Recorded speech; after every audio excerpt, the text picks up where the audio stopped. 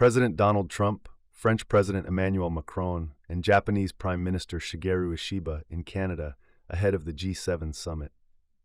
The global spotlight shines on Canada today as U.S. President Donald Trump, French President Emmanuel Macron, and Japanese Prime Minister Shigeru Ishiba have arrived ahead of the G7 summit.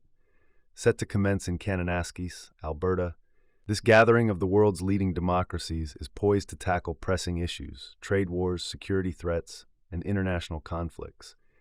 But beneath the official rhetoric, questions linger. Is this a summit of unity or a stage for managing Trump's influence?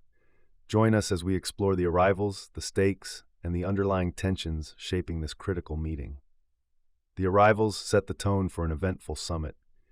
Trump landed in Calgary yesterday afternoon, greeted by a modest Canadian delegation, marking his first G7 appearance since his contentious 2018 exit. His arrival comes with a backdrop of renewed trade tensions, having imposed 10% tariffs on global imports with a July 9th deadline for steeper levies. Macron arrived Sunday, making a strategic detour through Greenland, a move interpreted as a counter to Trump's past musings about annexing the territory, before joining other leaders in Calgary. Ishiba touched down late Sunday, his focus on securing trade concessions from Trump ahead of Japan's critical July elections. The summit, hosted by Canadian Prime Minister Mark Carney, runs from today through Tuesday, June 17th, and includes the US, Canada, France, Italy, Japan, Germany, Britain, and the EU, with special guests like Ukraine's Volodymyr Zelensky. This 51st G7 comes at a pivotal moment. The agenda is packed with trade disputes, defense spending, where Trump demands 5% of GDP from NATO allies, and the escalating Israel-Iran conflict following recent strikes. Security measures are robust, with no-fly zones enforced over Kananaskis and Calgary, and protest zones established to manage expected demonstrations against Trump's policies and the summit's elitism. Web reports highlight Canada's preparation, including road closures and a focus on climate and economic stability. But the shadow of past G7 discord looms large. Let's dig deeper and challenge the official narrative. The Canadian government portrays this summit as a beacon of collaboration, with Carney emphasizing a renewed commitment to global challenges. Yet, the decision to forego a joint communiqué mirroring Trump's 2018 rejection suggests a lack of consensus, conveniently sidestepping divisive issues. Is this diplomacy or damage control?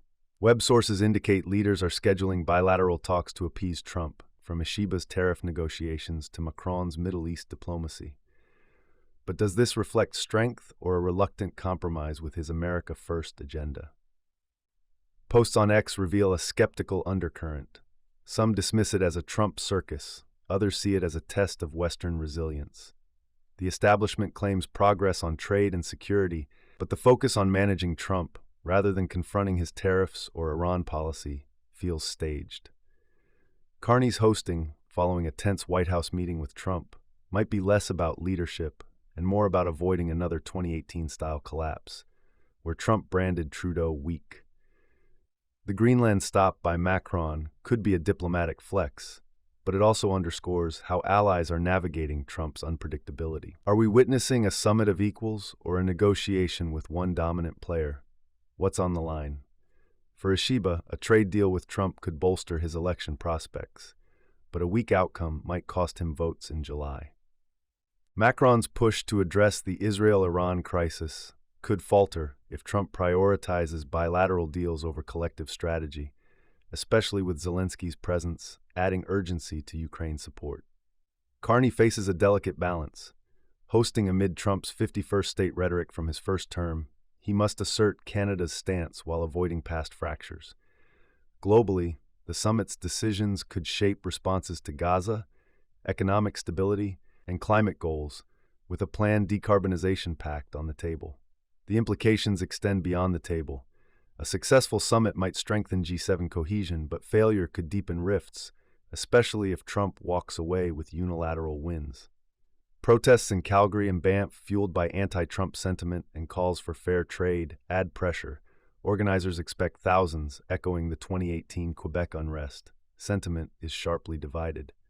Some on X laud Trump's bold trade stance, viewing allies as soft, while others decry a bullying dynamic that undermines global unity. Protesters' signs reading G7 for the people contrast with leaders' guarded optimism. The Israel-Iran tension, with recent strikes killing dozens, heightens stakes. Can the G7 find common ground, or will it fracture under pressure? With bilateral meetings already underway, the next 48 hours will be decisive, shaping not just this summit, but the G7's future relevance.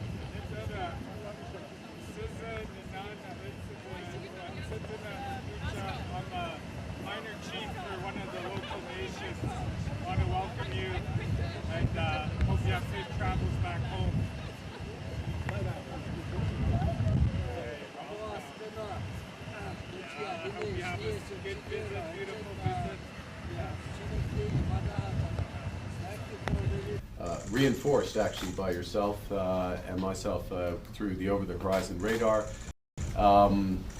More broadly on the economic side, we bring a lot of what the G7 needs, I think, critical minerals and beyond. But also, I just want to say, maybe on a bit more of a personal note, or bring it down, Australia has been very helpful to Canada through the years, and most recently with the terrible wildfires that have been raging across our northern prairies.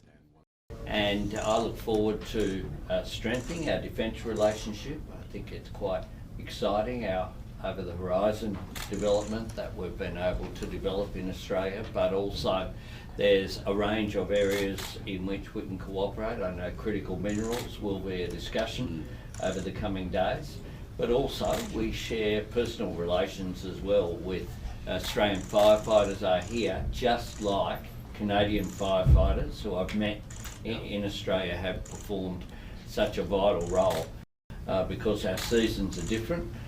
We know that climate change is meaning that those seasons are growing, unfortunately, but we have cooperated in a way that is seamless as well, and you can always rely upon Australia.